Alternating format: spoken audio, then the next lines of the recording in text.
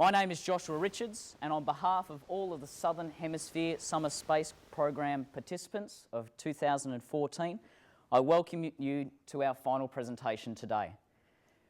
The topic of discussion for the last 5 weeks, for the 35 of us, has been solar weather and the potential impacts that solar weather and space weather could potentially have here on life here on Earth. We've created a bit of an event for you, a bit of theatre, to add some realism to what we're talking about today. This is not just something that might happen.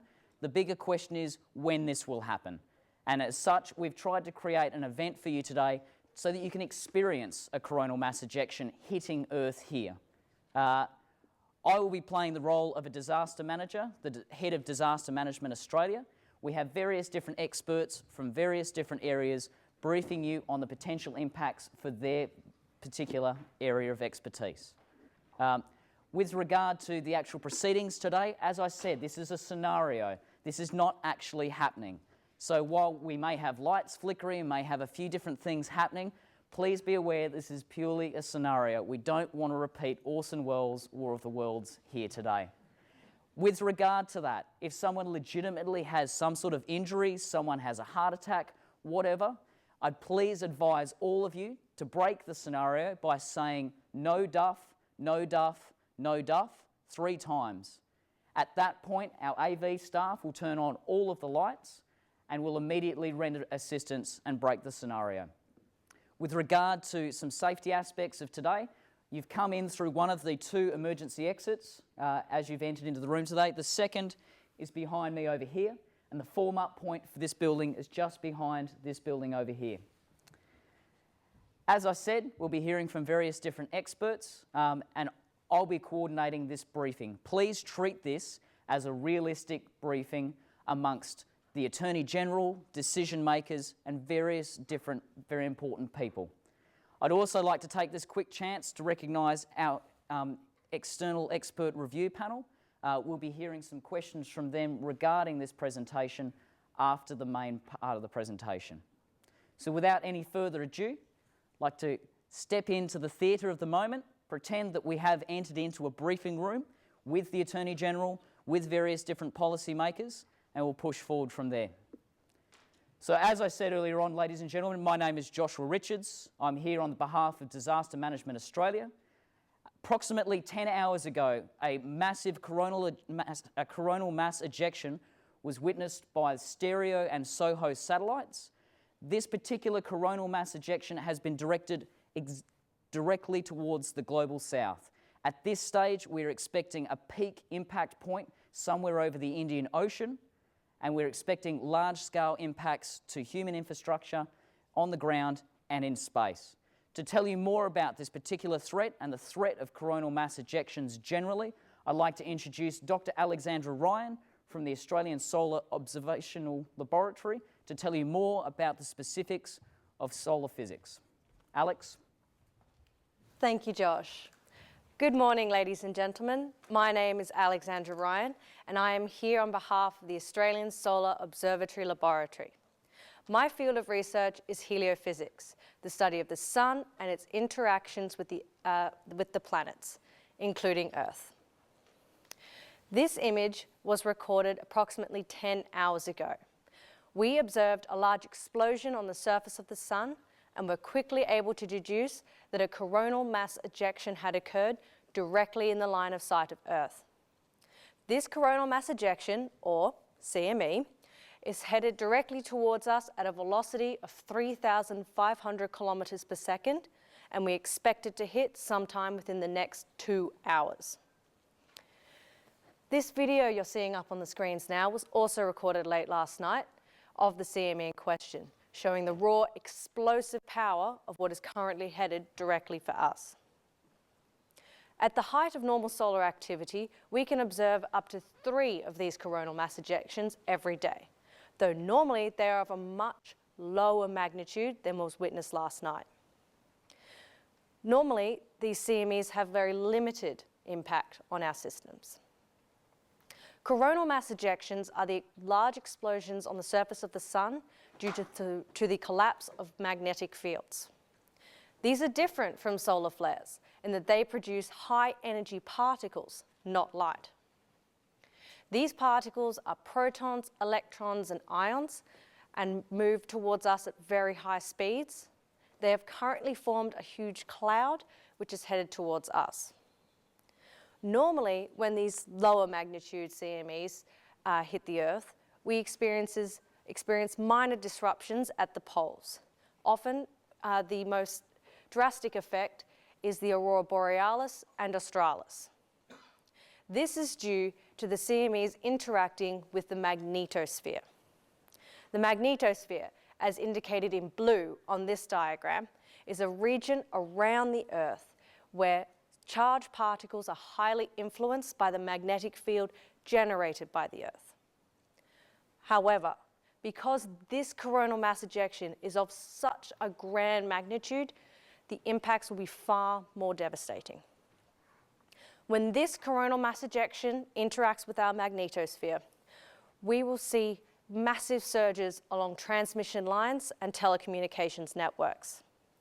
These surges, known as geomagnetically induced currents, have the ability to overwhelm transformers and telecommunications networks, causing mass blackouts. Ground infrastructure is not alone, however. Satellites in orbit with their delicate onboard electronics are highly susceptible to these kinds of charged particles. When these particles interact with this onboard electronics, they can destroy it, rendering the satellite completely inoperable. However, thankfully, myself and some of my colleagues have been in talks with risk assessment industry professionals for some time, with the hopes of informing them about the potential risks of a danger such as this. Hopefully, some of our recommendations can be taken on board to mitigate some of the commercial losses. I urge policymakers not to underestimate this threat. The dangers are very real. A coronal mass ejection of this size only ever occurs once in every 150 years, but it has occurred today. Do not underestimate this threat, for the potential dangers can be far-reaching and devastating. Thank you very much. Thank you very much.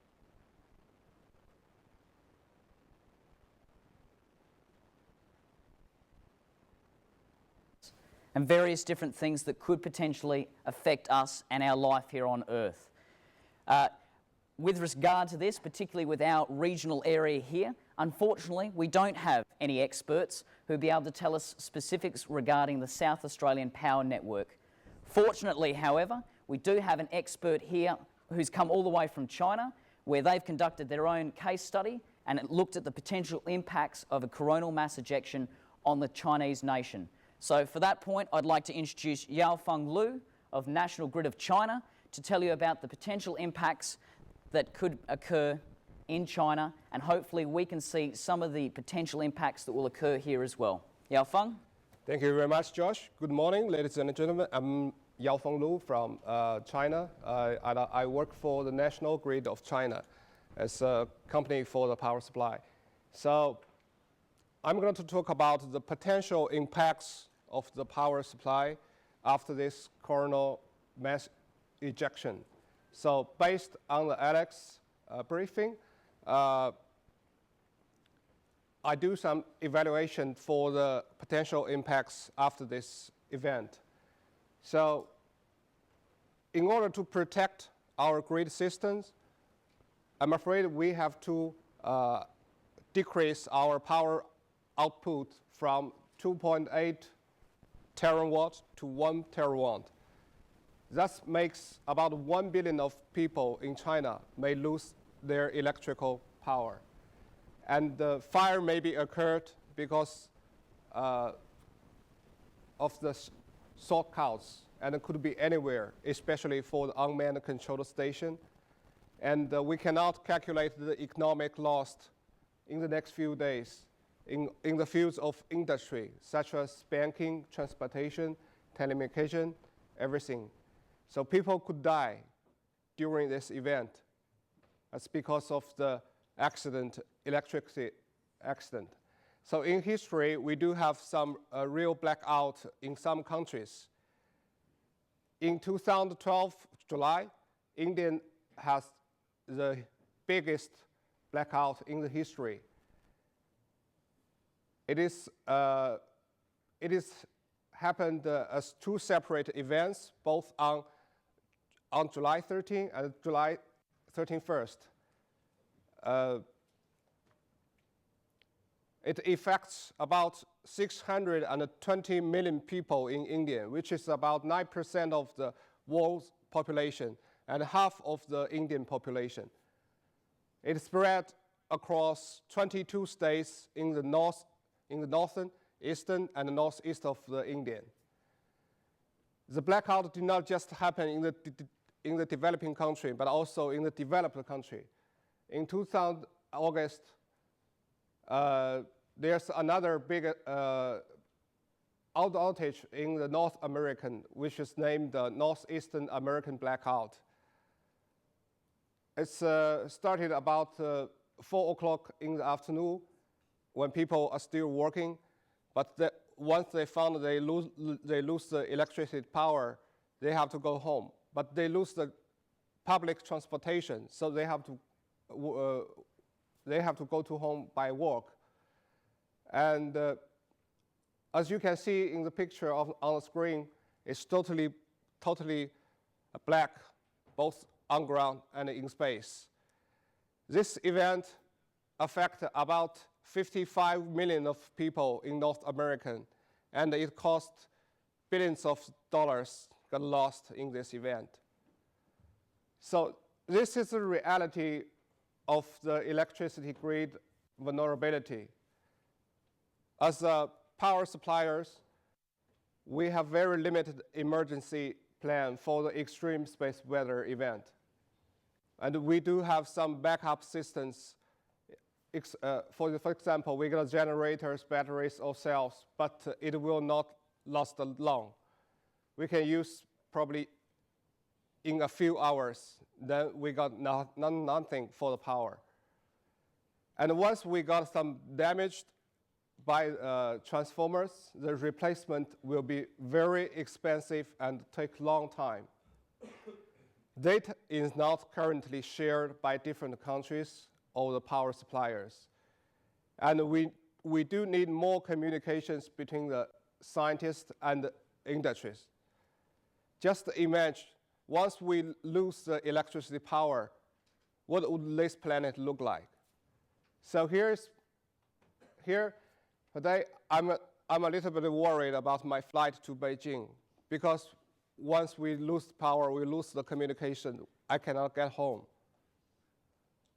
This is a serious event for the whole planet. So this is my personal recommendation for the future. We need to improve the insurance for the power grid owners. We need to enhance the connection between the industry stakeholders and the space weather experts. We need to share the protection data with the other power suppliers around the world. And we need to develop a new system which we call the geographic information system. Because as power suppliers, we got plenty of the information of the locations, the types of the grid. But we want to contribute all of this data and information to the disaster management team. So what we want to do is just to protect our power grid, protect our homeland. Thank you. Thank you very much for that, Yaofeng Lu.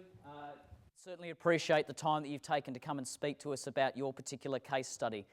As Yaofeng indicated there is a great number of potential fatalities, huge impact on ground infrastructure, various different effects that we could be looking at right here to our power networks. Unfortunately, as I said, South Australia unfortunately has not come up with a similar case study and plan the way that China has. So there's certainly something that we need to be looking at. And as myself, as one of the disaster managers, that geographic information system is vital data for our response teams, who hopefully we'll be hearing from a little bit later on. One of the other potential impact areas is obviously telecommunications, again, a vital component for disaster management in an environment like this. And it's for that reason that I'd like to invite up Rodrigo Rodriguez to come and speak to us from TiStar. He's their operations director, a very experienced telecommunications expert, and he'll be telling us about the potential impacts on satellites during this period. Rodrigo? Thank you very much, Josh. So as Josh was saying, I am part of TiStar, which is a major telecommunications company. And as with any other telecommunications company, our prime concern is with providing services to the user, communication services. However, if you do have a coronal mass ejection, as the one we are experiencing in the future, there are several areas which will be impacted, such as the user. That is due to the loss of satellites. Once we do have malfunctions in satellites, what happens is that we will no longer be able to provide the communication services to our clients.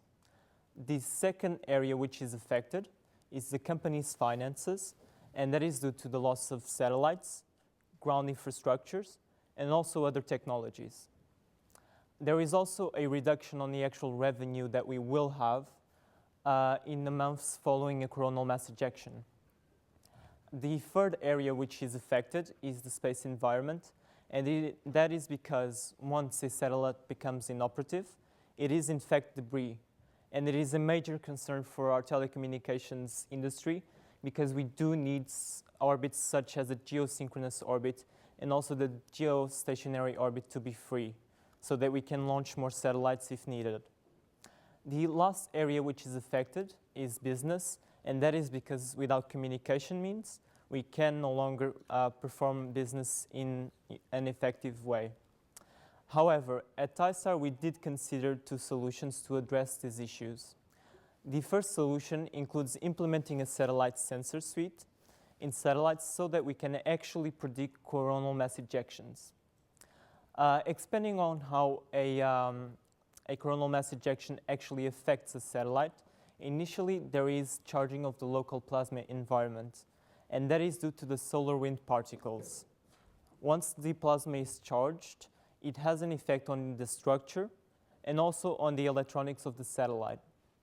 And the satellite might actually become inoperative as a result. And as I said, it will become orbital debris.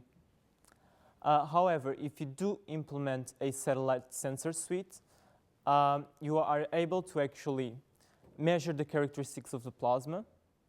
And once you can measure those, you can predict an incoming coronal mass ejection, and you can take measures to address that CME, such as hibernation. We can hibernate these satellites, and if we do so, we have a higher probability of them actually surviving the coronal mass ejection. There are several issues, however, when we are implementing the satellite sensor suite. The first one is that it has to be pointed towards the sun. And that is because if it is pointed towards the sun, it can measure the solar particle ions present in the environment more effectively and more accurately.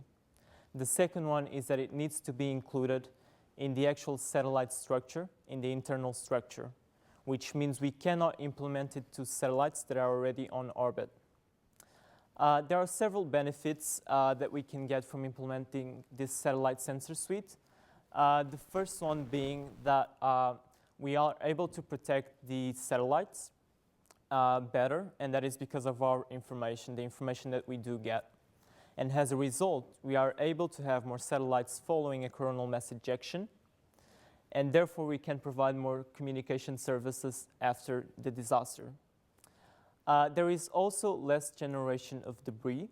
As I was saying, once the satellite does become inoperative, it becomes debris. And again, I cannot stop emphasizing how important that actually is for the telecommunications industry. We do need space in key orbits such as the geostationary orbit and the geosynchronous orbit.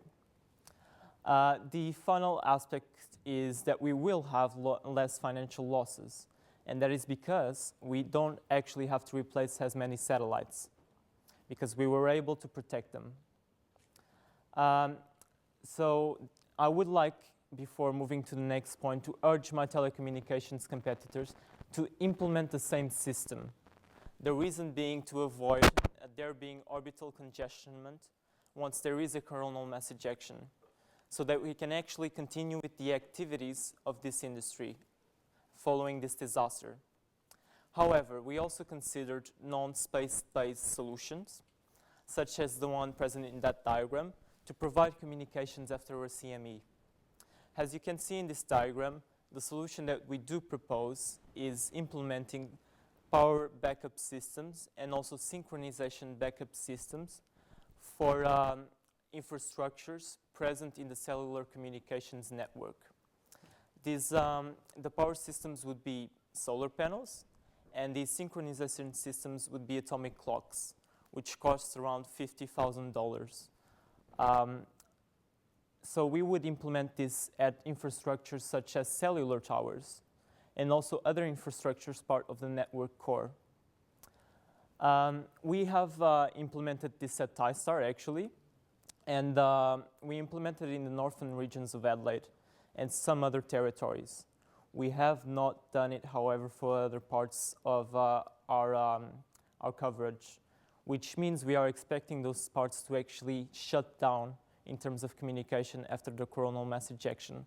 Whereas the parts that we did implemented, such as the northern territories of Adelaide, we are hoping that they do, and we are expecting them to actually continue with coverage after the CME.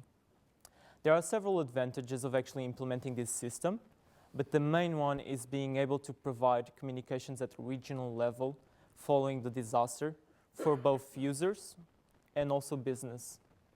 As a final note, I would actually like to urge again the telecommunications industry to consider coronal mass ejections as a major disaster, a disaster which is capable of actually shaking this industry at its core.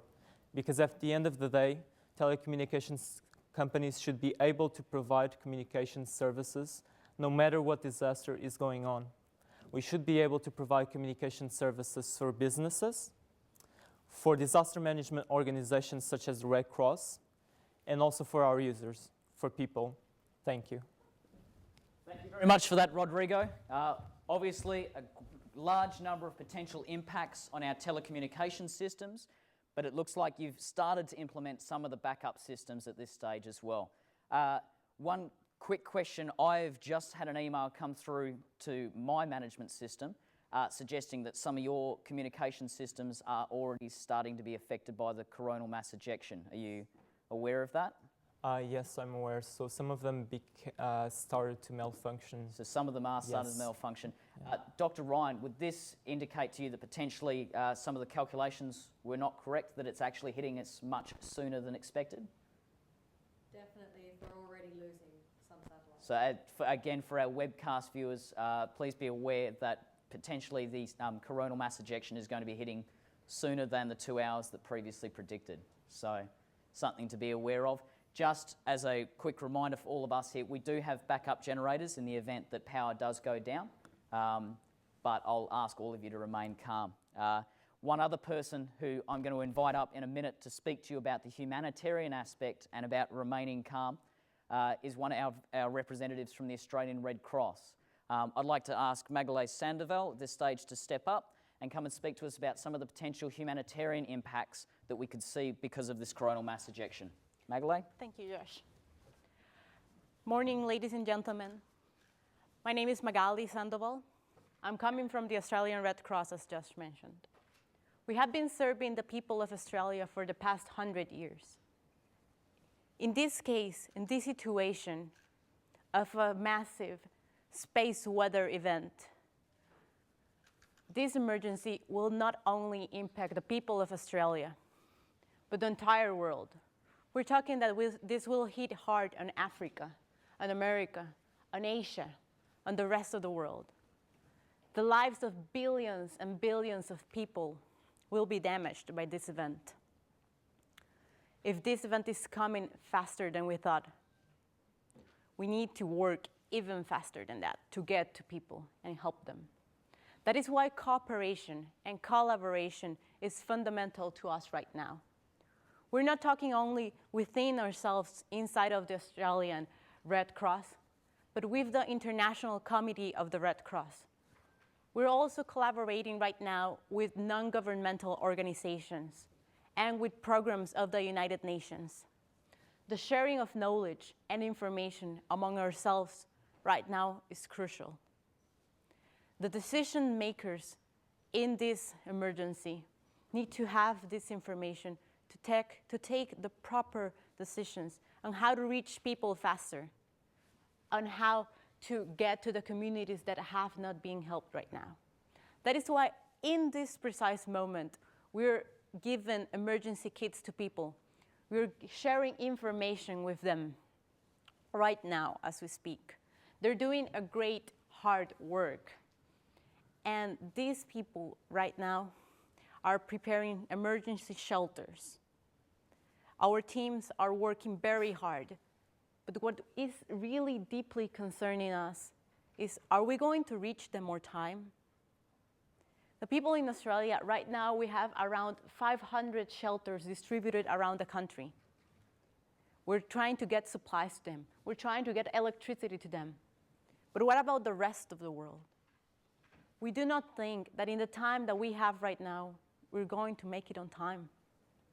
That's a big, big issue right now.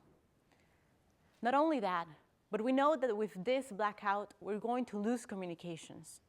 With these communications is what hold a lot of our programs. What of the people on war zones, the people on conflict areas? It is this kind of communications that allow us to coordinate with them. When the blackout happens, we do not know what's going to happen to them. Right now, we're distributing radio frequency systems in cooperation with the radio amateur teams. But this will allow us to have short distance communication. To cooperate and coordinate properly, we need to have a fluid communication system. This is not the only thing that's worrying us right now. Not only on ground, but the communications that are nonetheless going to fail, and the systems that have the lives of people on their hand right now. All of the airports around the world were communicated to land their flights. Only one of them will not have time to get on land.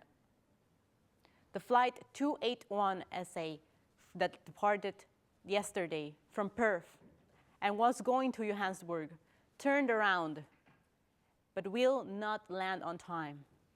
When the CME hits, and if it's coming faster, this flight will definitely not be on time to land. The people on this crew are in a great danger. We know that the control systems of this airplane will fail. What will happen with the lives of all of the people that are on this crew right now? We contacted the main authorities from Perth right now, and they are preparing an emergency rescue team. But the future of all of the people in this flight is unknown. Not only will this be affected, but the electricity grid will be affected, as it was already mentioned. So think about all of the systems that are mainly dependent on electricity to keep people alive. What about hospitals, blood stock supplies? We do not know how long will this blackout take. We have enough electricity in our generators to survive for a couple of days, but they run on diesel. When they drain out, what's going to happen to all of the people? It's something that we don't know. And we're working as fast as we can to gather information on every single place that we can right now, to make our numbers, to know how to help them. But this is really coming fast. And we're not prepared for this kind of event. The lives of people are in threat, and we need to work together. That is why my main recommendation as a member of the Australian Red Cross is that we're telling people to remain calm and to obey all the instructions and listen to everything that you, decision makers, will tell them. I know that if we collaborate, coordinate, and communicate among ourselves today, right now, we can save the life of people. Thank you. Thank you very much for that, Magdalene. Always recognise the important work that the Red Cross does, and with special regard to South African Flight 281, we've been coordinating with local authorities and managing the team that's been getting ready to go out and deal with that particular incident. Obviously, the impact of a coronal mass ejection is going to hamper the search and rescue efforts that are involved with that, but we're trying to sort all those sort of details out right now. One other group that has been coordinating and collaborating and leading the charge of international cooperation, strangely enough, is the military. We've seen various different alliances form together to respond to disaster management situations. And it's for that reason now that I'd like to cross over to Carl Clancy, who is currently on exchange in Korea. Carl is an Air Force officer serving with the Australian Air Force, but as I said, on exchange as part of an ongoing collaboration with the Korean Air Force. So AV, can we please cross to the Skype call with Carl?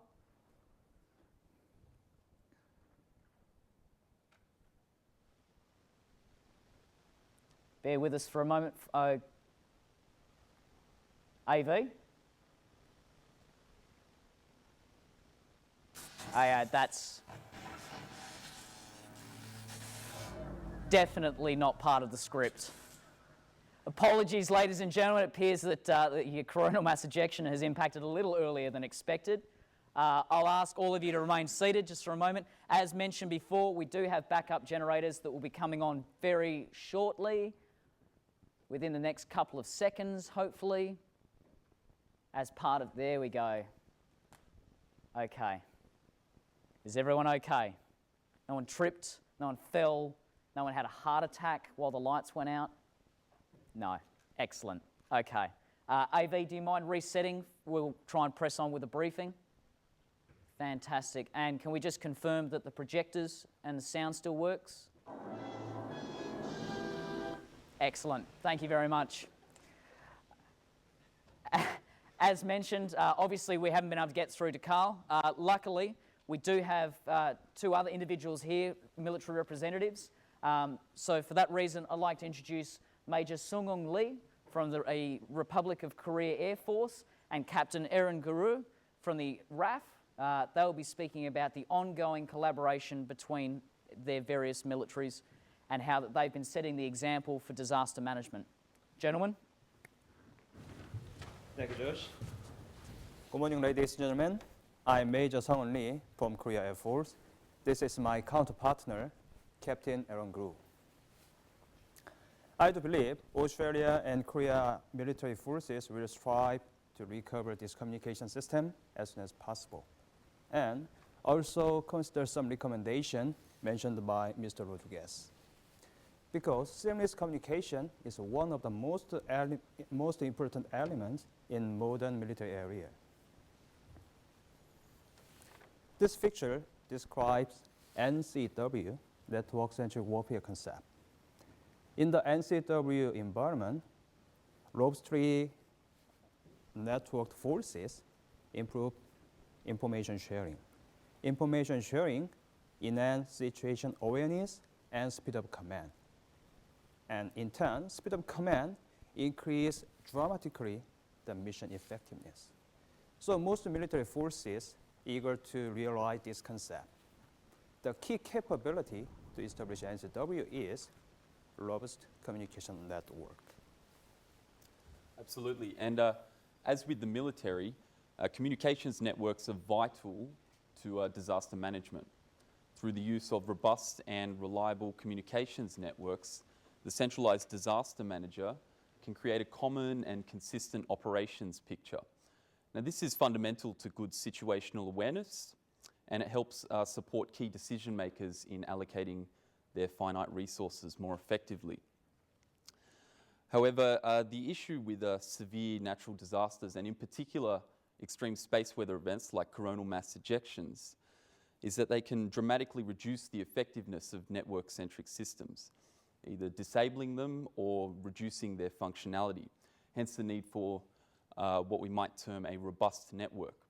And it's in this area that I think the Republic of Korea Air Force is making some good progress by beginning to account for extreme space weather as a key factor in their mission planning.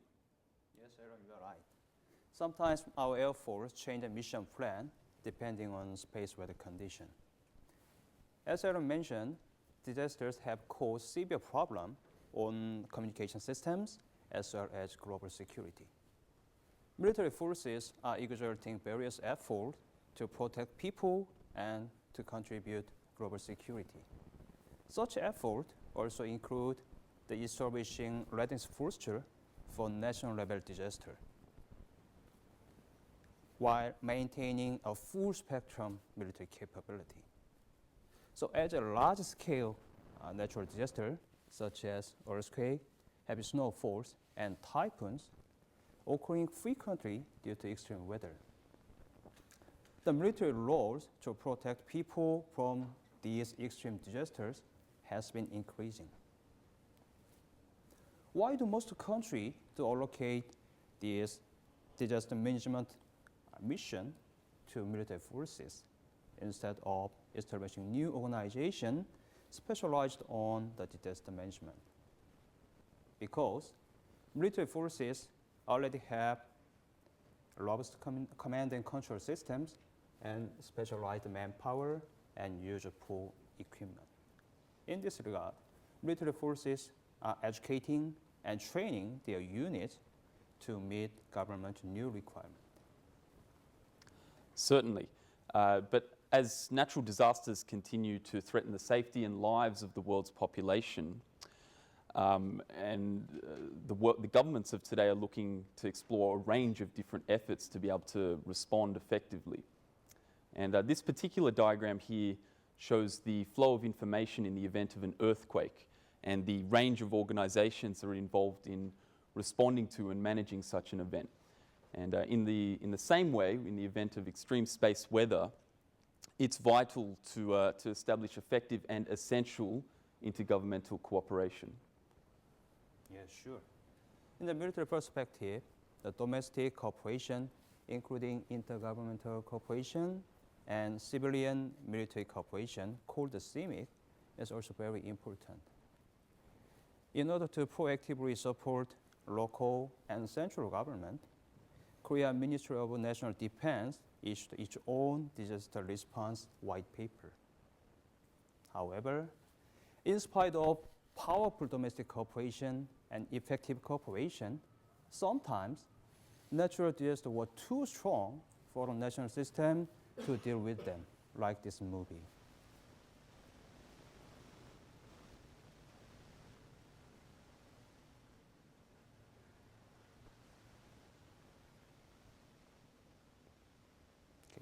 In this case, international cooperation, along with the domestic effort, is a focal point to manage this kind of extreme disaster. International cooperation, UN and its specialized agency will support disaster relief, and other nations, local and international disaster relief group, and various non-government organizations should be included in the primary cooperation partners. Quick and proper responses based on accurate information on first days are very important to mitigate damage caused by disaster. International cooperation can assist these important actions.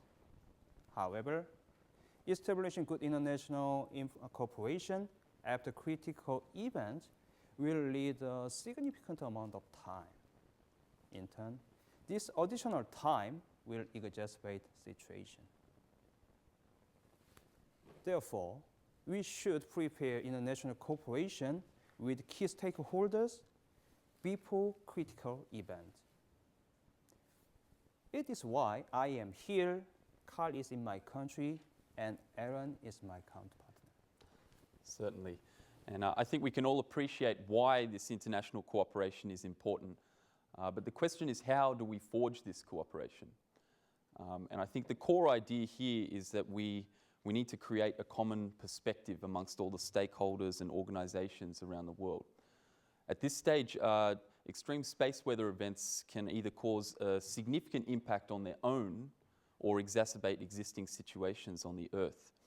And currently, disaster management systems are designed to respond to disasters originating from the Earth. and no country or government officially recognizes extreme space weather events as a form of disaster. So being able to foment this idea that extreme space weather is a disaster and international cooperation is the key to be able to respond to these kinds of scenarios is the way forward for all countries around the world to be able to effectively manage the impacts of such an event.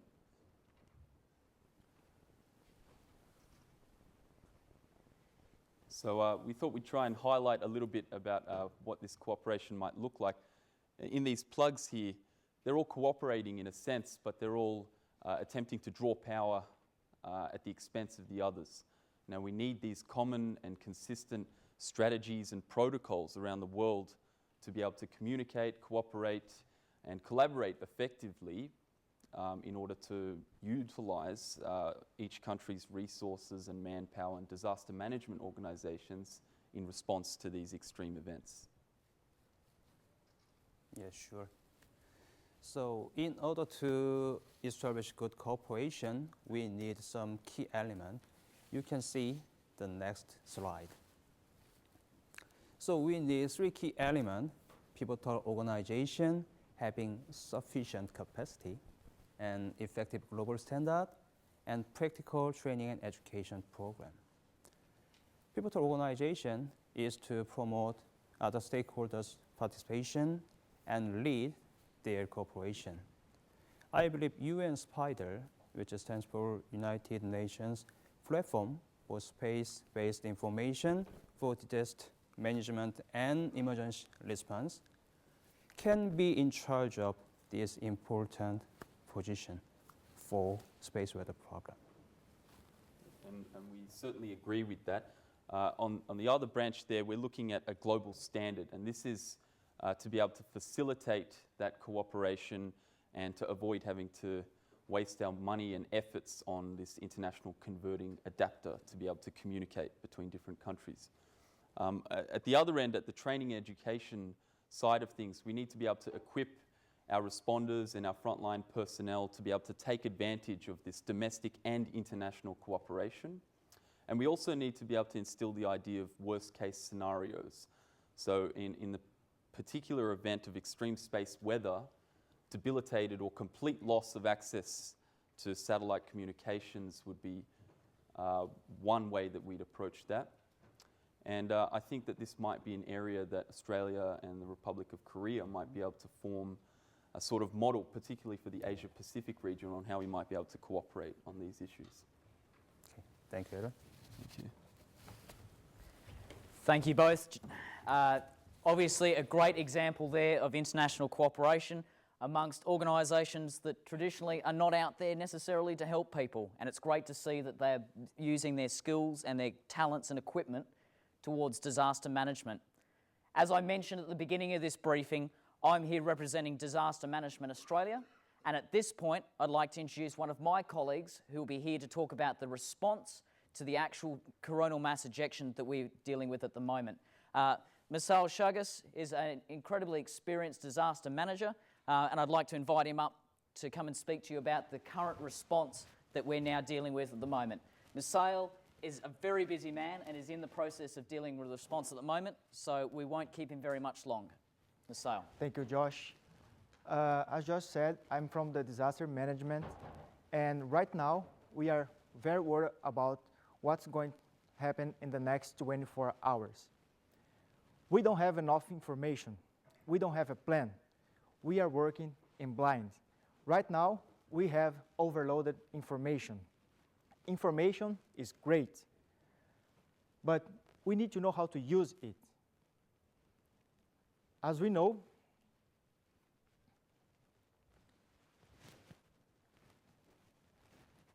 thank you. We need to work together to help people. And these 3 words are part of the most important style of cooperation: international, intercultural, and interdisciplinary. With these 3 words, we can help people, we can save lives. Next slide. We have a geographic info system. but we don't have enough information. We don't know where the network is located, where's the type of networking, and we cannot go and use it in our geographic info system. And I would like to reinforce that commitment is very important. With commitment, we will save lives. With this kind of information, sharing information, we can change the future. And right now, I would like to talk specifically for the private companies, insurance companies, and for the space industry. What we need is a power network information. We need commitment, and we need cooperation. And right now, I'm part of a great team that I have to go back and to work with. Thank you. Thank you very much, Mr. As acknowledged, very, very busy man and obviously very anxious. Go, please, go. Excellent. As Misal's boss, I'm very glad to see him out on the ground leading the charge right from the beginning there. At this point, ladies and gentlemen, I'd like to actually break the scenario. Step out of the theatre of the moment. We'll change the lights. We'll make it that's probably a little too bright, but that's okay. We can deal with that in the future. I'd like at this point to cast your minds a year into the future. So Misail has gone off, he's responded, we've had our recommendations from various different experts, we've responded and we've prepared as best we can. So in order to summarise our presentation today and talk to you about the potential 1 year on, I'd like to introduce Fiona Collins, and she'll be speaking about what we did right, what we did wrong, and what we'd like to do in the future. Fiona? Thanks, Josh. I'm Fiona Collins. I'm from Disaster Management Australia. Last year, as we're all aware, a coronal mass ejection hit the Earth. The southern hemisphere was the most impacted. The world was unprepared for this disaster. At the same time last year, the University of South Australia, in conjunction with International Space University, delivered a white paper that had 5 recommendations. Some of these were partially implemented, some of these were implemented gradually in trial areas, and some were not implemented because they were considered too expensive and the risk was tolerable. In terms of the damage that was caused, space systems were damaged due to the electronics on board being damaged.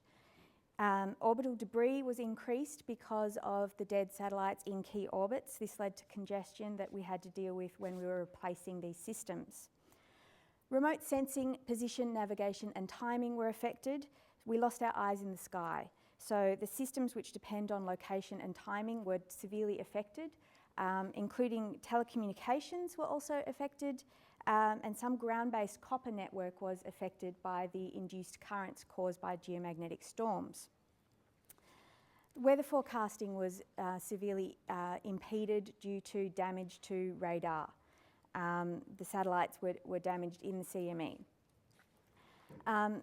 As has been mentioned before, the power grids were affected. We're all aware of the widespread blackouts that occurred due to transformers being burned out and damage to transmission lines. China, for example, instituted some protection measures where they could shut down part of the system. That led to quicker restoration in some areas, but of course damage still occurred and restoration took some time. The knock-on implications for the global financial and monetary systems were incredibly problematic.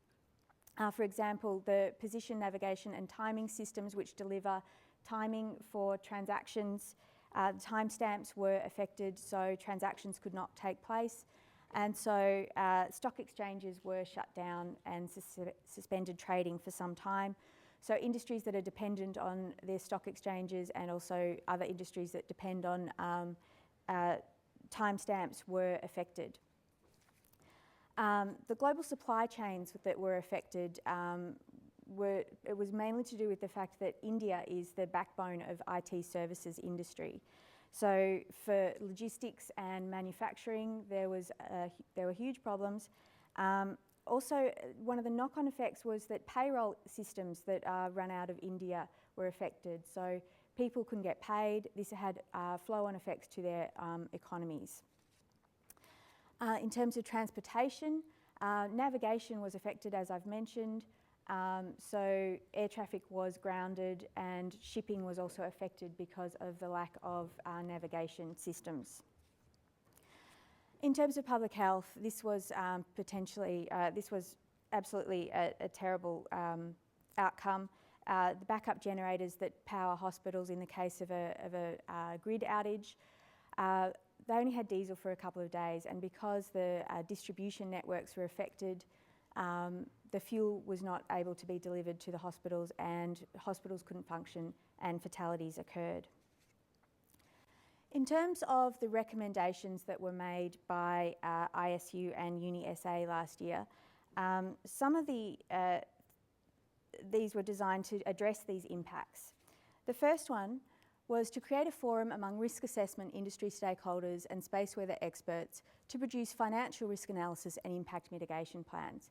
This was developed out of conversations that were already happening in the insurance industry and risk management communities, which were driving mitigation plans. The mitigation plans were limited to power grid protection mechanisms, but we urge further implementation of the mitigation plans, which I will go on to discuss. The recommendation 2 was to encourage a conference aimed at creating a series of space weather disaster management recommendations for nations in order to encourage improved local and regional preparation to be facilitated by UN SPIDER. As has already been discussed today, the Australian and Korean military have been in contact, forming a roundtable to help with disaster management and recovery plans. This was coordinated by UN SPIDER and other arms of the UN. And so cooperation in the Asia Pacific with the Red Cross and other NGOs has been pivotal to mitigation and recovery plans. Recommendation 3 was to install space weather monitoring systems on geosynchronous orbit satellites. The secondary payload to monitor the space weather environment was critical in terms of monitoring the systems around spacecraft in orbit. TISTAR actually developed this system, and several of their satellites were able to be put in hibernation as a result of these monitoring systems. But it was considered too expensive and too difficult to implement widely. Now we know that we need to monitor space weather a lot better, and more companies are actually implementing this system.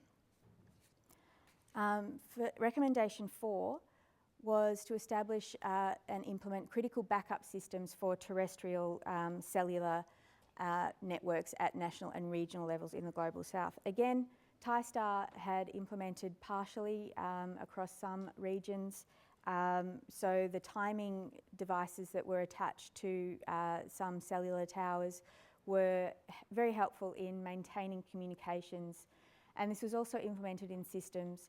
However, because the power was damaged, the systems were not completely widespread, and the implementation was rather patchy, but this did assist the recovery process.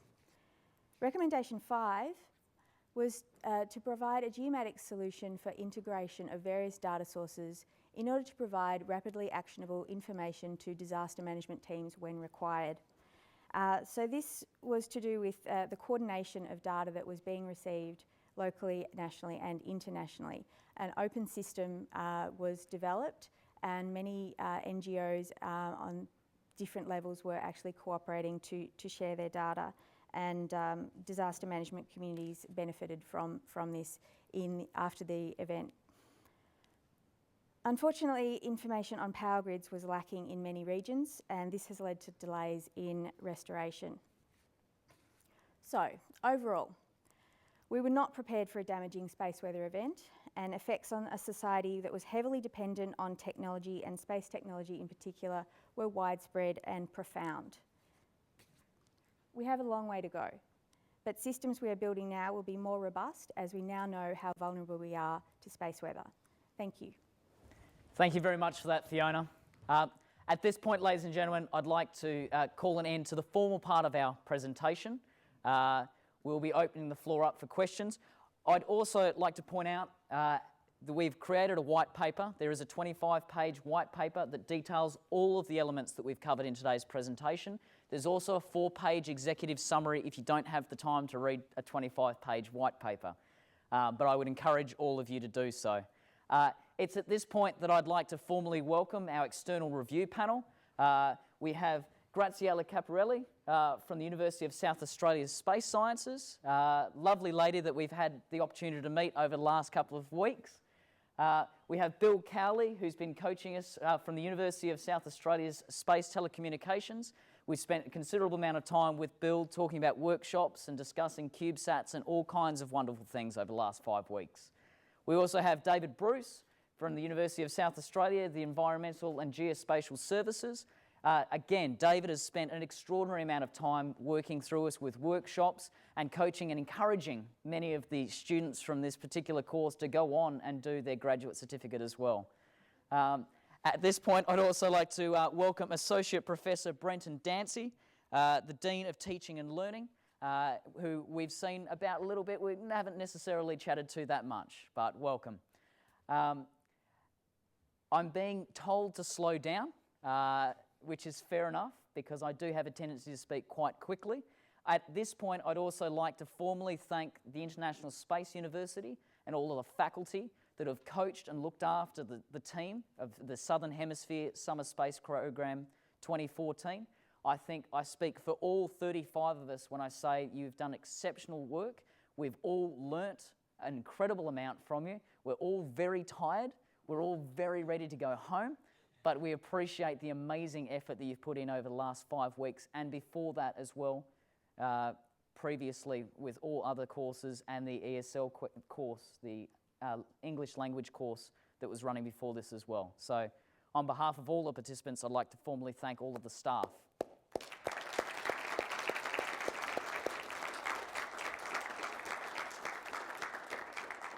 I'd also like to very much thank the presenters. Outside of this, I work as a full-time performer, but none of the people who got up here today did that.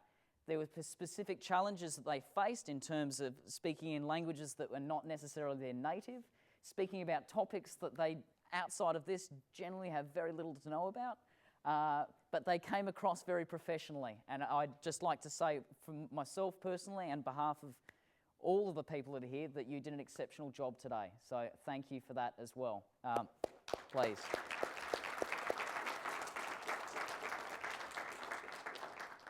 At this point, I'd like to open questions up specifically for our external review board. We'll then be opening up for questions from the general public. We also have some questions coming in from our live stream through a form that's available and questions coming in through Twitter. But at this stage, I'd like to first start with our external review team and see whether or not you have any questions regarding the presentation you've seen this morning. Graziella. Hello, thank you. That was very interesting. I have 2 questions.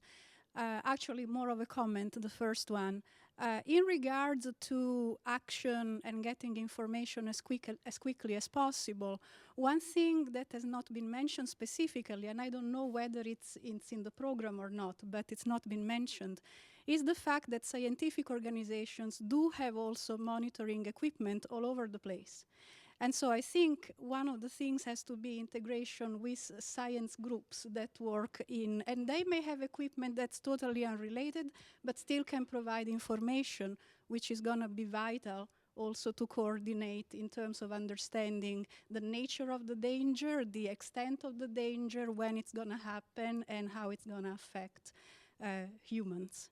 The other comment/question that I have is in regards to the international collaboration. We had a great presentation here, My question is, though, why are the militaries coordinating the international collaboration rather than the civilian governments? And based on what we see, for example, in Italy, which is my country, which is often, in the middle of disasters, etc., we know that the militaries provide an excellent support system in terms of the logistics. But when it comes to the decisions, that's where the civilians have to take on. So there has to be a coordination there as well. Why was not that mentioned? If you like, I'll respond specifically to the military aspect. At the end of the day, we had a couple of individuals here from the military, and we thought that it would be an ideal example. Correct me if I'm wrong from the rest of the course, but I do believe that we do discuss generalised international cooperation. We just wanted to use the military as a great example of people who traditionally might not work together, making a specific effort to work together. Does anyone else have anything? Erin? I think the military was used as a kind of model, so maybe it didn't come across as clear enough, but the Republic of Korea Air Force is actually genuinely considering extreme space weather in their planning. And so being able to use my apologies. Apologies again for webcast viewers.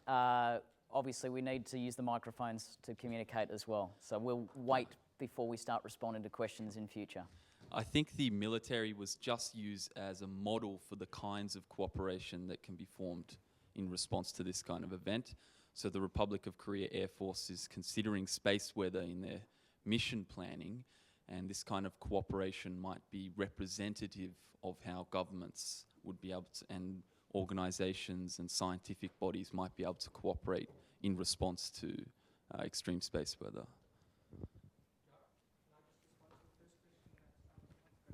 Can we go to the microphone here for Andrew as well? Andrew. Hi there. Just to respond to the first question with regards to the science and the data available, one of the areas for improvement that we actually picked up was taking all the data that's available and utilizing a big data approach. And through the use of QGIS as an interface, the idea is to provide a lot of plugins to the various entities, such as the science information that's available, the weather monitoring that's available, as well as techniques such as crowdsourcing. And through the integration of those various aspects through a unified tool, then we would provide information to groups like the disaster management for the recovery of the sort of the impact and the extent thereof. Does that address your question, Graciela? Fantastic. David. Go. Did you want to add to that? All right, we're providing even more information for you. Yeah, I'm happy to have a question. So military's role is protect the people and their property, right, and interest from the street. So nowadays, disaster also threaten people's lives and property. So as I mentioned, military also have some good communication system and usable equipment. And usually military based on realism, so they strengthen their strengths rather than make cooperation. But nowadays, global terrorism and trans crimes, it is beyond single national capability. So nowadays, we strive to make good international cooperation. So this disaster problem or space weather will be a good area to make international cooperation. Bruce, I think we had. Thank you. Thank you. Back to the drama. You might not know that my other role is to advise the Prime Minister of Australia on areas of national security and national risk. You're asking me to believe that in maybe 3 minutes now, an X-class CME is going to hit Australia and the world. What evidence from your science community, Alexandra, I'm looking to you, have you got that it'll do what you tell it will tell me that it is going to do? I have to have a decision very quickly. I've seen a thing called Y2K, which was a nothing, and I've heard this fairy tale of global warming. So what hard evidence have you got that our systems are going to fail? So I suppose just rephrasing that, how is this any different from things like Y2K, or I'm not sure about the global warming comment, but how can you reinforce across to politicians that this is something that needs to be responded to immediately?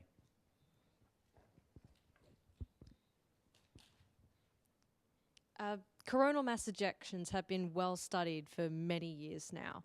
And if we look at a particular case study back in 1859, where they had a similar event to this, known as the Carrington event, where even though they were just using telegraph poles, it still caused transformers to blow up and entire telegraph offices to burst into flames due to these short outs. So in today's modern society, where we can observe experimentally what these sorts of charged particles from the sun can have on our electronics, we know that the effects will be much more devastating. We can observe it using the stereo satellite system and the SOHO satellite system. We've also, we've been modeling this for some time, so we do know that it can have quite severe effects. And just on a day-to-day basis, these coronal mass ejections do happen often, much less extent, but systems are still affected by this, not on such a grand scale, and the impacts are limited more to near the poles than around the equator. But I can definitely tell you that these sorts of charged particles interacting with the magnetosphere do have rather severe effects on modern electronics. So if an event like this were to happen today, it would be extremely worrying for modern society, considering that everything is built upon the concept of electricity. Plumbing, sanitation, keeping your food cold. If we lost the ability to generate electricity and to move it around, then that's almost the basis of modern society gone. So we do know that this sort of event can have a devastating impact just from observing over the past number of years. Does anyone else have anything to build on from that? Is that sufficient for you? Can we have another question? Okay. Thanks. I guess we've had just a little taste this week in Adelaide of some power outages. Maybe it didn't affect Mawson Lakes very much, but we had some very windy weather, and quite a lot of suburbs lost power, well, a number of residents lost power for at least a day. In our suburb, we weren't affected, but we had some of our friends wanting to come and use our freezer because they didn't have power for over 24 hours. So we can, I believe the huge impact when we see the effect of just a very minor event like that, a CME event of the type that you've described, I think you can put across a very good argument that it would have a very major impact and that we need to do something about it, and I think you've done that pretty well. Perhaps a couple of comments and questions. I think there was some discussion about alternative power systems at one stage, PV systems. We've actually got, fairly recently now, we have a large amount of generating capability individually installed domestically in PV systems. The strange thing is that you can't actually use those when the grid goes off. They have to be grid connected. That's from a safety point of view. I wonder if there was any discussion about this or thought of this in the group. Perhaps there should be a strategy whereby an alternative mode could be invoked so that those PV systems could provide emergency power in this sort of situation. Could you comment on that for a start? So rephrasing and throwing it open to the entire board, the idea of utilising systems that traditionally need to be connected to the grid to provide power, the opportunity to use those systems as an emergency system when the grid itself is offline. Does anyone have anything to contribute to any of that? Alex.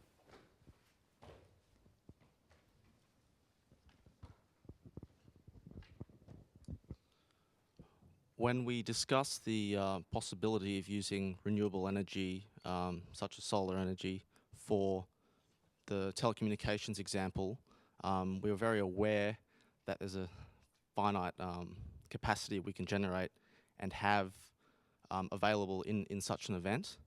We looked at case studies in South Africa, India, so particularly developing countries, where they're using solar panels to power telecommunication towers. And we looked at that as a critical infrastructure that should be powered after an event. We didn't look at powering the entire grid in a backup situation with solar. So we're looking at isolated infrastructure being powered by these backup systems. I think we would need significant investment in solar farms, massive solar farms, to do anything to the grid where we're supplying 45 gigawatts to Australia every sort of capacity. So I think certainly we'd like to look at supplying renewable energy on a larger basis, but we just looked at the telecommunications being the critical aspect that we need in emergency response.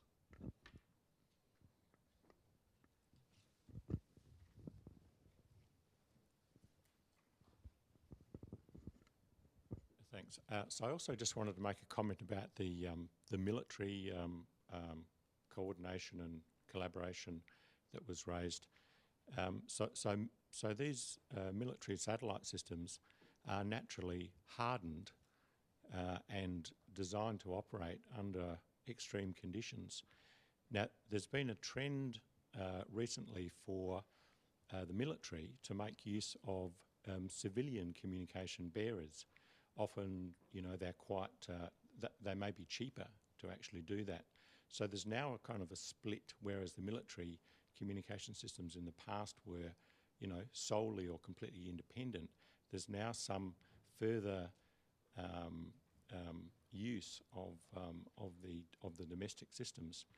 I guess what I wanted to suggest or ask is if it might be the case that in this sort of event, it could go the other way. There should be a sharing where, because these military systems will probably be intact, there could be some civilian use of those systems under these circumstances when conventional satellites may well be damaged, and you know, whether the group could comment on that. So again, rephrasing, is the idea of utilising hardened military assets to support civilian disaster response. I'll probably defer to some of our military personnel to respond to specifically Andy and Andrew as well. Andrew first. Just in response to your answer, with regards to the satellite hardening, in terms of radiation protection, things like that, that's not exclusive to the military aspects. Commercial geostationary satellites perform the same hardening functionality. Basically, anything of significant value in terms of cost aspect is tends to be hardened.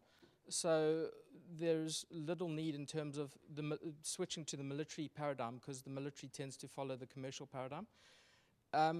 The one benefit that has been sort of followed by reducing the radiation hardening is an example of SpaceX. By removing that need and sort of that excessive cost, you can have secondary backup systems that you could launch as a sort of a quick launch replacement for your primary satellite that has been destroyed. So. Andy?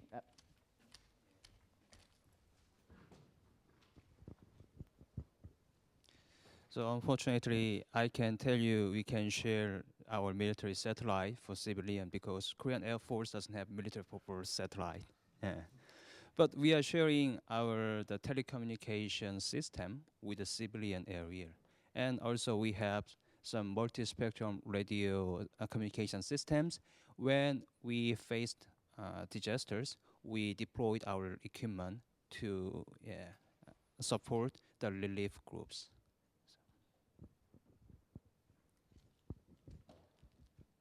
So I think, just in summary, There is a shift going one way. We'd love to see a shift go back the other way as well. And as Andy indicated, and as Andrew mentioned as well, we're seeing aspects of that. We'd like to see more. Obviously, we'd love to see these two sides of the same coin supporting each other all the way through.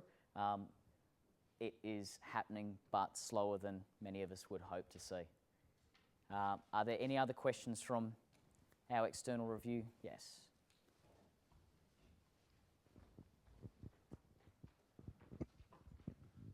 My question is to Yufeng Lu.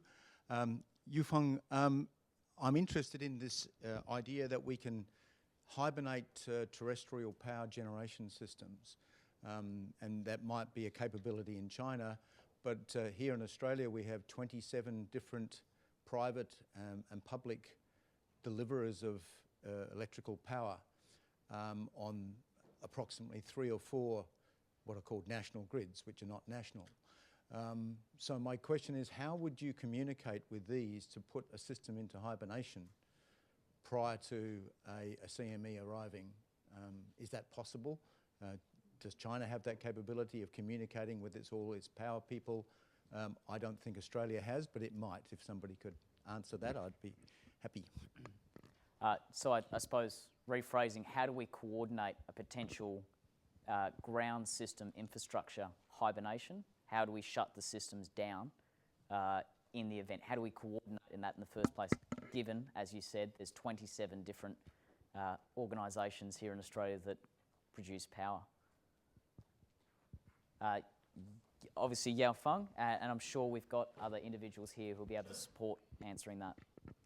Thanks very much, David. It's a really serious question for us.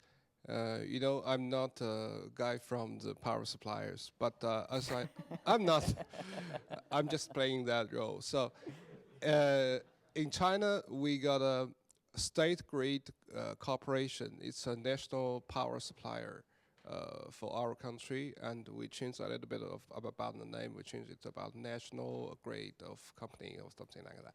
So with my understanding, you know, the national grid of company of China, they provided about, I think, provided about 90% of the power for this country. So with my understanding, I think they should have some resolutions to hibernate the systems in quite few of hours. Yeah, but I'm not exactly know how to do that. Yeah. Thank you very much for asking. Probably my classmates can add something. Who knows about that? Maybe I can quickly respond to that.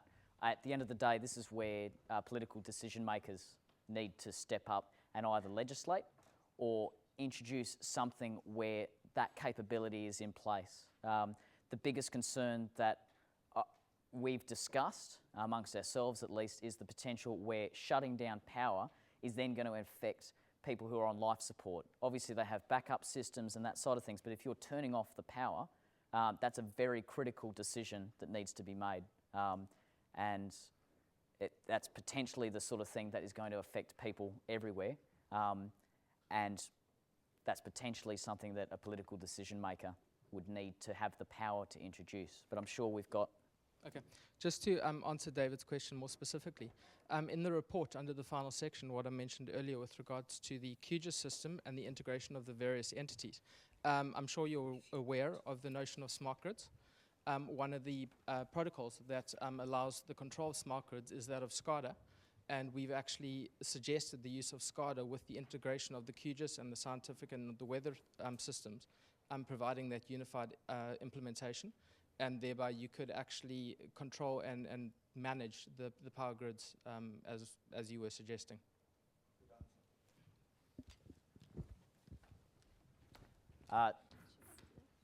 Does anyone else have anything else to contribute to that? Otherwise, we'll go to another question. I will just say briefly that our first recommendation is to do with the insurance industry and risk management experts getting together with space weather experts to discuss the potential of this kind of event. and also what mitigation plans can be put in place to protect terrestrial systems in the case of an event. So these conversations are actually starting to happen. Lloyd's met on the 20th of January this year to release another report. We've worked off a lot of the Lloyd's information that we've had. So these conversations about protecting infrastructure from space weather are actually happening, but it's what we're trying to join in the conversation is to get decision makers to drive this process. So thanks. Any more questions from our external review panel? If not, I'll open questions up to the general public that we have here at the moment, and then we'll also start taking some questions through Twitter and the online form through our webcast. So does anyone else here have any questions that they would like to ask us or any of the presenters that have come up? Don't be shy. Yes.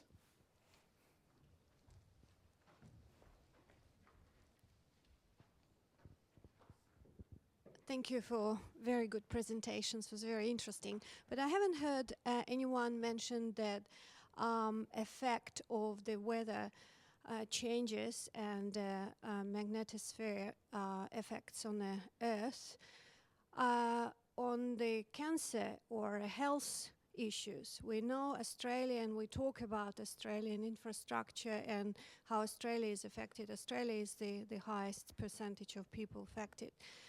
That's what my one sort of suggestion would be, going to the health issues with the people. And the second one, when the decision made in big forums like what to do with disasters, it's not only people who are affected in the military or the political statements. The group of people who work together, it's multidisciplinary, as you said. So we need to have people related to ambulance, the health, the fire. We haven't heard that the fire services need to be also involved into these situations. Yeah, that's one of the suggestions. So maybe someone can address. Just quickly responding to the potential health impacts. The obvious point is that during a coronal mass ejection, there will be increased radiation, specifically targeted towards the poles, where our geomagnetic shield is at its weakest. Does anyone have any comments or suggestions regarding the potential health impacts? Is Fiona?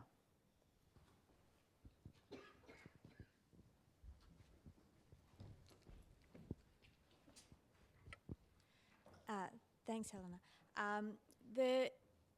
Basically, so many systems are interdependent. So we've got power, but we've got public health that's related to power. We've got sort of other issues that are caused directly by the CME. We couldn't. It was such a difficult exercise to narrow the scope to decide what we were actually going to talk about in terms of our focus.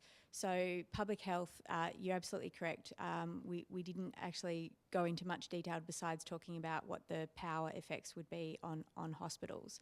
But we also are aware that in terms of for fire services, the navigation systems, if that's down, then operating will be quite difficult for fire control, things like that. So we did look at the huge interdependence of so many global systems, but also local systems. But yes, you're right. We should probably do some more research there. Just, I suppose, dealing with, again, specifically that radiation aspect that you're talking about with potential health impacts, I might defer to our resident astrophysicist. Alex is actually an undergrad astrophysics student, and Alex, correct me if I'm wrong, but as far as I understand, the potential increase in actual exposed radiation for people on the surface of the Earth during a massive coronal mass ejection is relatively light. It's primarily the electromagnetic impacts that we're concerned about that are going to be the biggest impacts to human life. So the actual radiation exposure increase is relatively limited.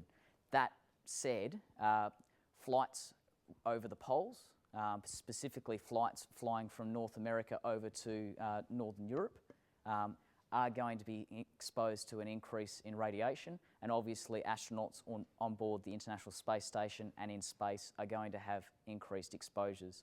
The standards regarding that are already well and truly in place.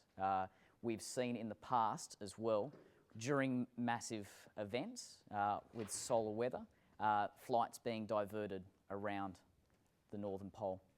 I hope that deals with some of the health aspects, but this is specifically not necessarily the focus of what we've dealt with here today. Andrew.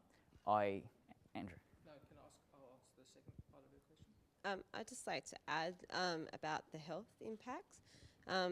We did define the scope a little bit more past the health impacts, but those conversations were had during our research, including some of the psychological impacts that might have and some of the social implications. So those conversations were had, and we do hope they will continue to be had in research. But yeah, as Fiona and Josh said, the scope of our project unfortunately did not include that at this time. So.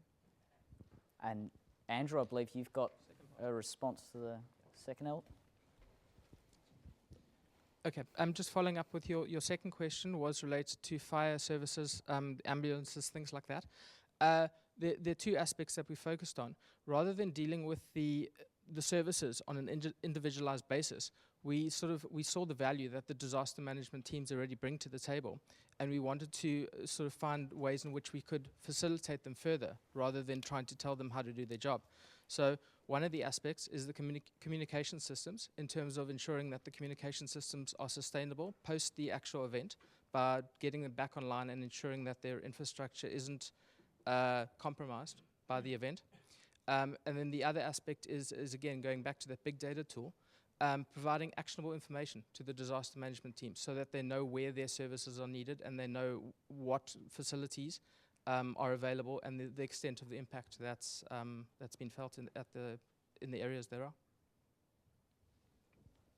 Okay. Are there any other questions? Yes.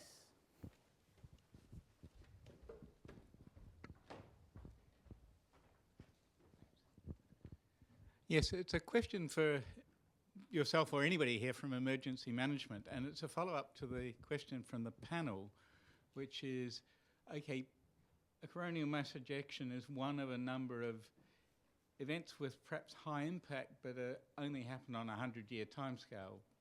Floods are another one, and it's well known that governments are not particularly good at assessing risks associated with that.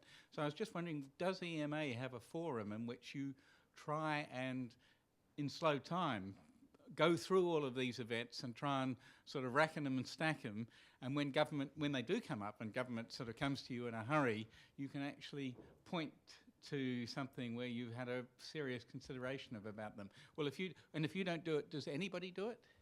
So firstly, good point on picking up that we very subtly changed Disaster Management Australia to Emergency Management Australia. That was the model for what we were looking at. Responding to your question, many of the points that are dealt with in the white paper talk about how this is potentially a 100 or 150-year event. What we've seen through our research and what's covered in the white paper itself is that these smaller events are becoming more frequent, and the chances of it being in another 150 years' time, relatively, the Carrington event, which is the reference that we use, was in the 1850s. We're right in the ballpark for another 150-year event now. Obviously, that doesn't change the probability, but we are seeing smaller events happening more frequently. So responding to trying to get politicians to respond for emergency management, at the end of the day, we're using this document as a reference saying this is happening more regularly. Here is an example. Here is a case of a transformer burning down in Canada because of space weather. We're seeing not just the big events, but we're seeing lots of impacts from small events on a regular basis. And it's something that we think that decision makers should be paying particular attention to. particularly with the impacts on insurance, because obviously if you're having a continuous risk, things are being chipped away at all the time. That's the sort of thing that insurance companies hate. They'd rather not have regular payouts. So we're trying to get them to focus on dealing with these small events and be prepared for the big one as well. Does anyone else have anything to contribute to that? I That's the other. Can I intervene in this Please, context? please. Okay. I think portraying things as exceptional will never get the attention of anybody. That's a fact. But the scenarios that you have painted today is a scenario of disruption and emergency that can happen with any kind of disaster, not just solar flares or coronal mass ejections. So by putting together as a package of measures and building redundancies in the grid, prioritizing what are the areas that need to continue receiving power as opposed to those that can be left on the side, that actually would get you somewhere. So coordinate what happens with regards to the space weather and cumulate that to the effect of other disasters, because the solutions at the end are probably going to be the same. Fair enough. Thank you. Do we have any other questions? Sorry, can I just add to that? Rose, please. So I've had a little bit of experience with decision makers and very hard to persuade people. But in my experience, the way to get across to people is to just really make the point that it costs more not to be prepared, and it costs more to fix than it does to be prepared. And I say this about climate change, whether you believe it or not. I say this about a lot of things. If you're not prepared, it's going to cost you more to fix later on.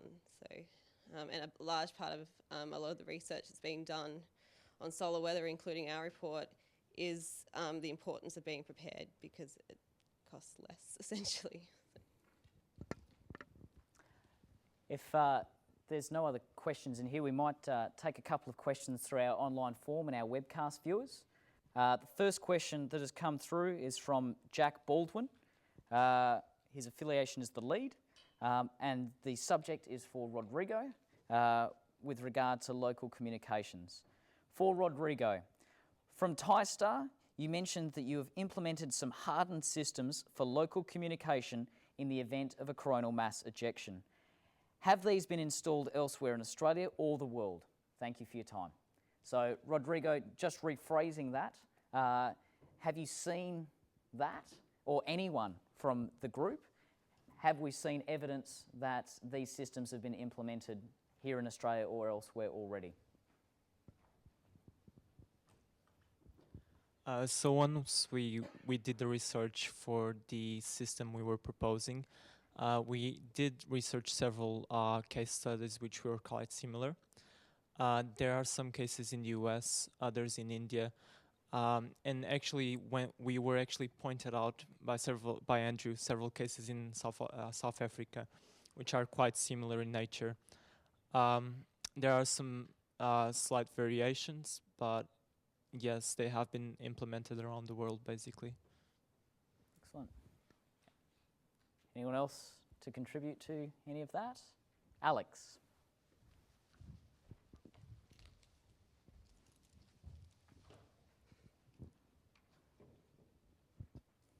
Just further to that, the implementation of those systems wasn't really pitched around the whole be prepared in case of a disaster.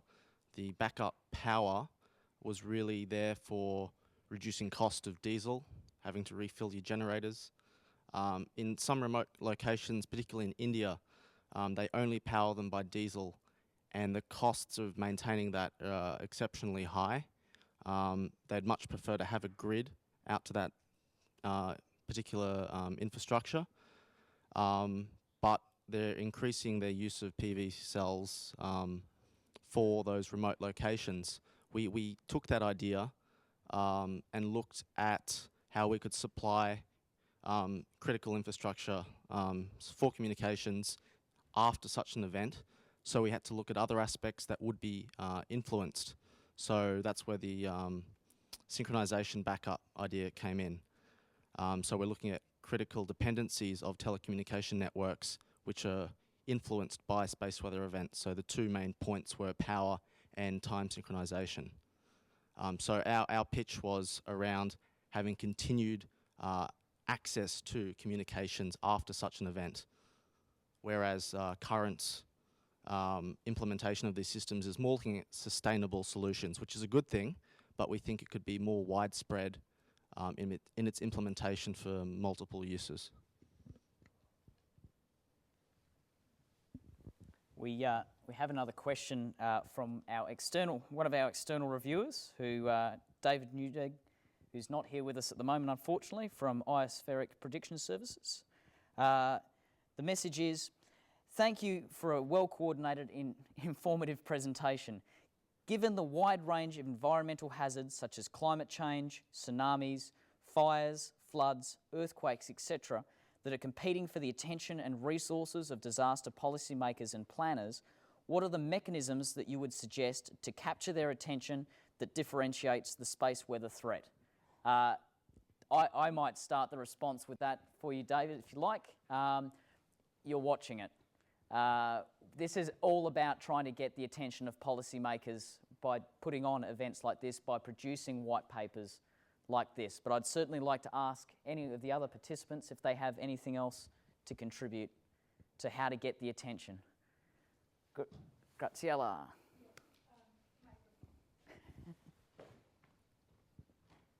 Well, I don't have a solution to how to get the attention. Just by way of a little background, Dave and myself, Dave Neudeg in Sydney and myself, we are member of the National Space Science and and Radio Science, the name has been changed, Committee of the Australian Academy of Science.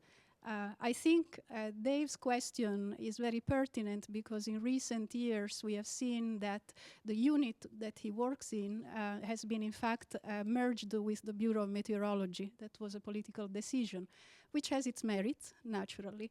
I think one of the problems is then to distinguish the effects of space weather from the catastrophes that can happen in any other area, and that was specifically Dave's question.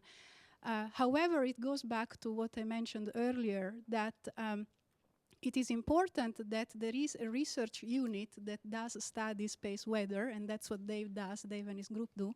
It is important that it has its own voice so that people become aware of those as specific threats. But in terms of coordinating the emergencies, which is what your white paper is about, I guess the merit is in fact in making sure that the responses that one would welcome in that area are in fact the same types of responses that one needs for any other type of emergency, and in that way perhaps better coordination can happen. So to distinguish the scientific aspect and investigative aspect of space weather from the emergency action aspect, those are two separate things. Fair enough. Does anyone else have anything to add to Rose, please? So I think it's important to point out to disaster management organisations that if such a large solar weather event hits, any recent, current or future natural disasters within an immediate time frame, disaster managers are going to lose a lot of the tools that they use for disaster management and response. That includes communications, a lot of geomatics data, and a lot of resources they use to get aid to those people. So that affects a lot of people essentially, and I think that's important to point that out to those groups. So it's not just what are the impacts of the solar weather event immediately in the first instant, but it has a lot of secondary effects that we don't initially think about. Any further points to respond to any of that? No? We might go to another question that's come through, strangely enough, through Twitter, which is entertaining because the individual that sent it through is actually sitting in the room with us. So We have 3 questions here from Alice Gorman, Dr. Space Junk. They're not from me, I think they're from Cosmic Rami. Ah, fantastic.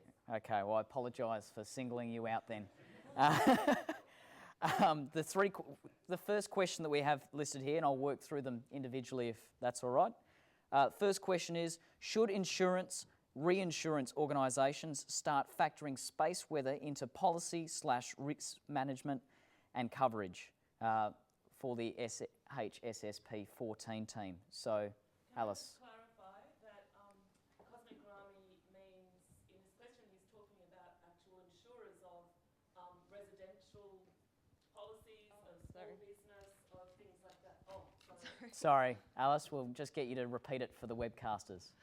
Cosmic Rami's question is focused more on insurance businesses around residences, businesses, local business, rather than space insurers and government insurance. So it's really about if people buying their house insurance policy should be seeing clauses about the effects of extreme space weather events on their assets. So that's his direct question about insurance. So does anyone have any aspects to add regarding specific insurance? Fiona.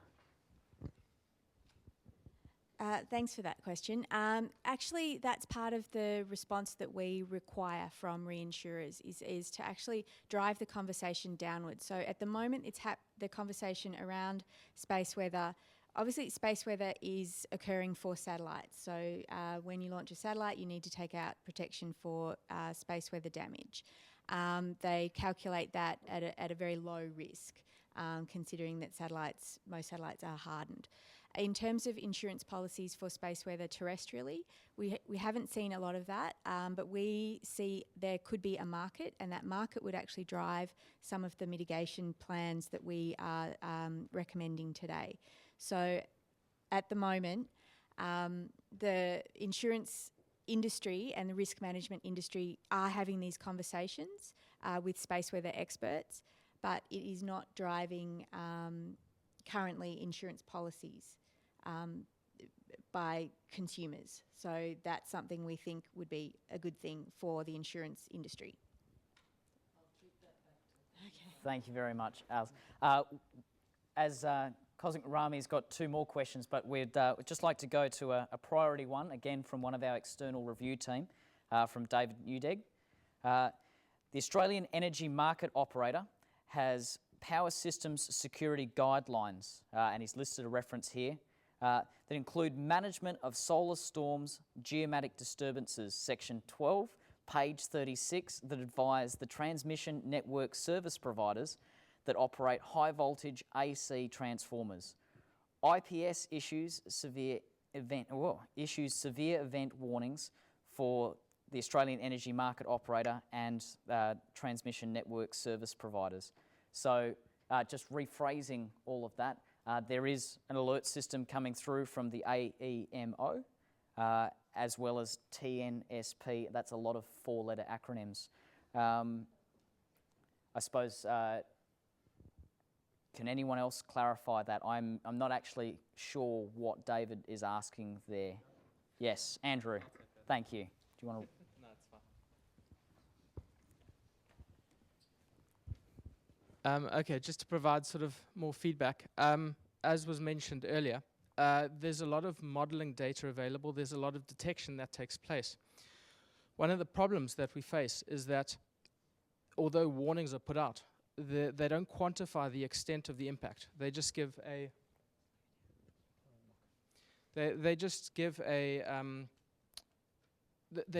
blanket warning and say that entities need to be aware that the impact is potentially going to happen within a certain time frame.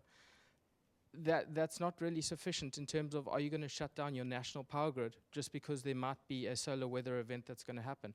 So in the report, one of the aspects that we say that does need to be focused on is actual impact and correlating the impact with the small events that we currently have to determine, should a big event actually happen, what extent are we expecting from that? Yeah, so that's in essence the answer for that.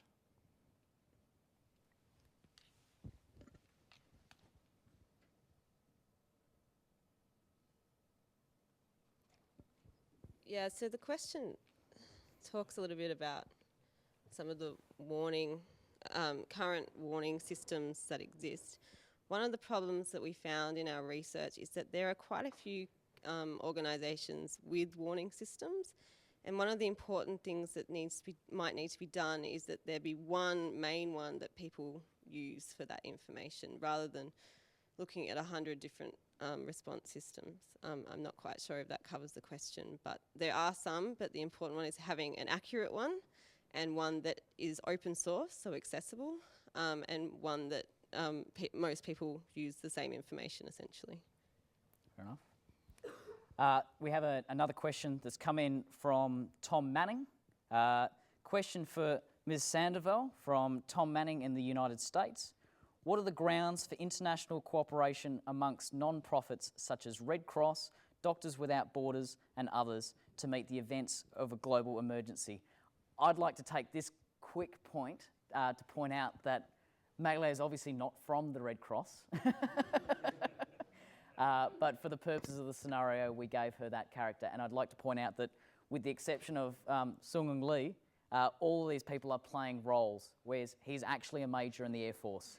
So, but the question is regarding international cooperation amongst not-for-profits. So rather than dumping it all on you, I'd open it up to all of the participants to discuss whether or not what kind of international cooperation we've seen during our research between non-profit organisations.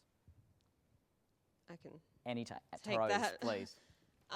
So unfortunately with NGOs, with disaster management, we've learnt the hard way that there is not a lot of, there in the past has been little coordination and communication. That is slowly increasing, hopefully increasing a bit more. The problems that are currently exist with that is reluctance to share information and resources. And that came across in our research, and as part of the discussions with UN Spider and the industry experts and things, I hope that will improve. I don't know if that. Is that it? Magalay.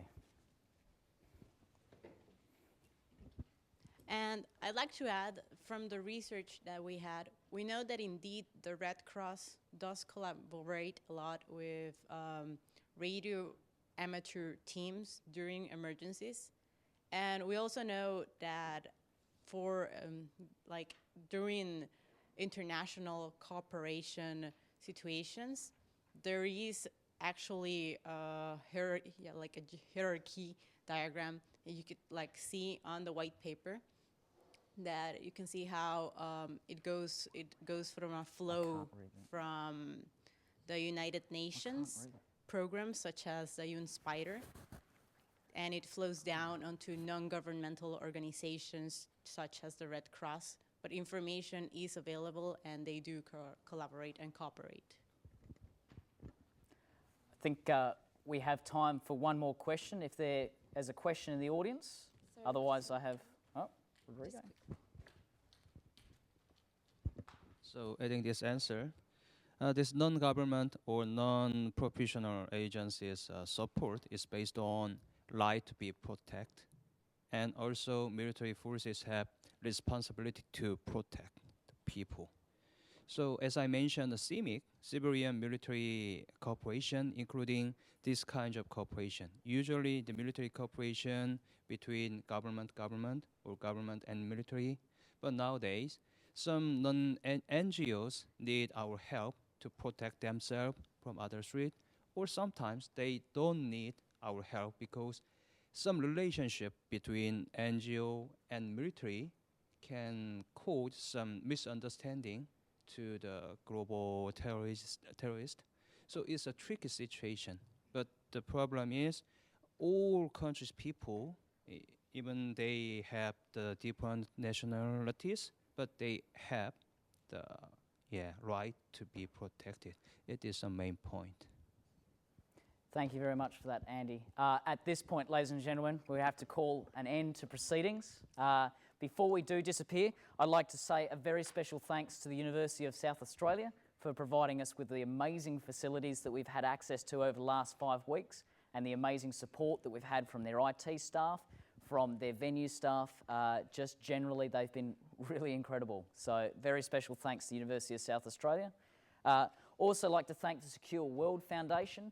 We've had Michael Simpson here from the Secure World supporting us for quite a considerable amount of time, and the support from them has been incredible. And just finally, a very special thanks to NewSat Limited, who have continued to support this, this course for many years, and again, they've been a great support to us for the last 5 weeks. So with that, I'd like to invite all of the general public and our review staff to head on out and have morning tea, and I'd ask the participants to stick around while we have our final survey. So with that, thank you very much, ladies and gentlemen.